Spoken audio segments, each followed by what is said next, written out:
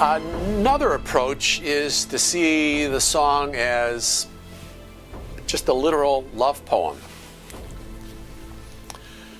More recently, more scholars have been seeing the Song of Songs as a collection of passionate love songs sung during the traditionally week-long wedding festivals. Now, this creates problems for some whose credulity is stretched beyond measure, thinking that to admit profane love poems is to call into question the credibility of the canon. But others see in the Song of Songs praise of God's creative gift of physical love to his image bearers. Sort of a commentary on Genesis. Even many of them see this as just sort of a splintered collection, disconnected, not really the result of Spirit-breathed revelation. Now, there are parallels with Egyptian love poetry and Syrian wedding ceremonies. So, some scholars argue for a sort of a loose collection of love poems. Maria Falk, for example, finds 31 love poems collected for thematic connections rather than plot. Our textbook, Dillard and Longman, favors a loose collection of poems extolling human love. The Masoretic text treats the Song of Songs as a whole, rather than as a mosaic like the Psalms or Proverbs. Further, the superscription and the use of the refrain in 2:7 and 3:5 and 8:4 serve much like Psalm 42:43 to tie it together as a unit. Another way of looking at the Song of Songs is to see it as drama, as a poetic drama, a lyric drama, maybe a little bit like our notion of an opera. I think this is possible. I admit there are no other examples in Israel, but this won't be the first time that's been the case. Now, while this is not in the Masoretic text, and that's an issue for me, I think it is significant to note that the Septuagint, the Codex Sinaiticus, inserts marginal rubrics. So, here's a photo of the Song of Songs, chapter 1, the first 4 verses from the Codex Sinaiticus. Take a look at it.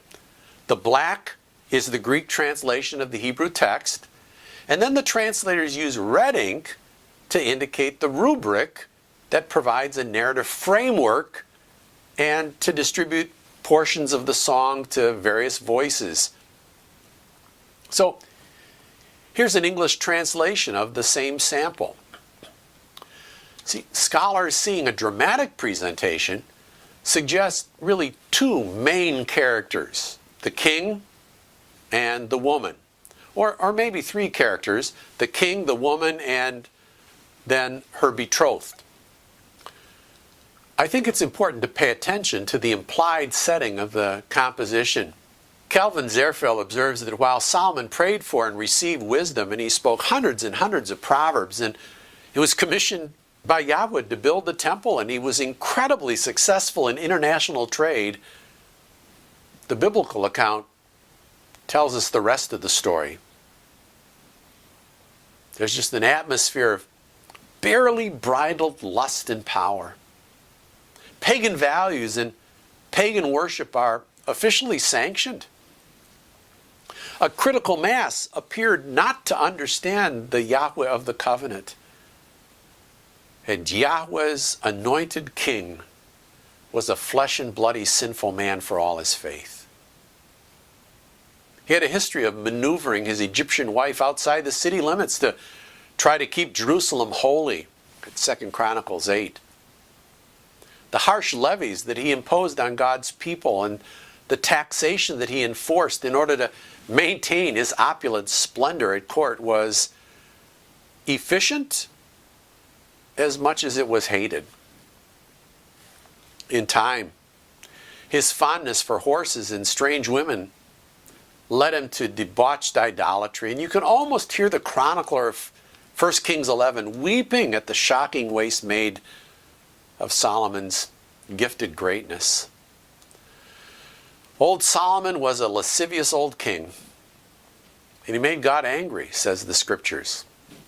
1 Kings 11:9. Well, got enough literary evidence to indicate that an absolute Oriental monarch was able to satisfy his every whim. King Solomon could stride up and down and across that little holy land like a commanding God.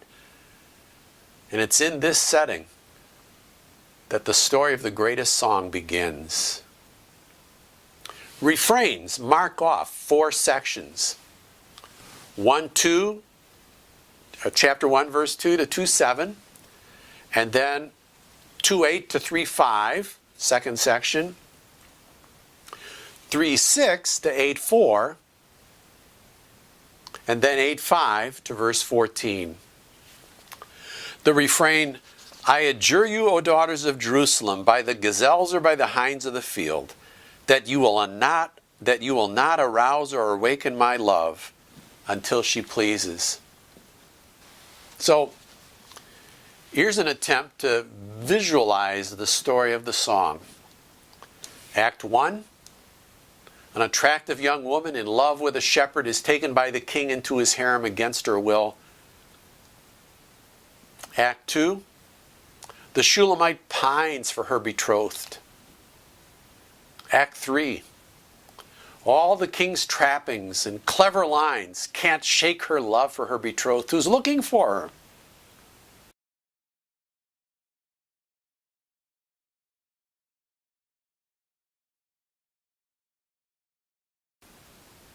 Act 4, the king rebuffed, Shula and her betrothed are reunited. They renew their vows. So, the song is a dramatic poem that celebrates the man-woman marriage relationship that God established at creation. It celebrates sexual love expressed within that God-ordained relationship, and as such, it fits alongside Hebrew wisdom literature. For example, you can compare Song of Songs chapter 8 verses 6 and 7 with Proverbs 5:15 through 21. So, if all Scripture really is God-breathed and is profitable for doctrine, reproof, correction, and training in righteousness, what do we learn from the song? It affirms the physical celebration of love in the context of commitment.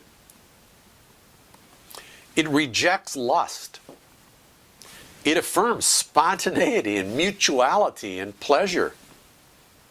It rejects selfishness and manipulation. It affirms the joy of presence and the pain of absence. It affirms true love and exclusivity.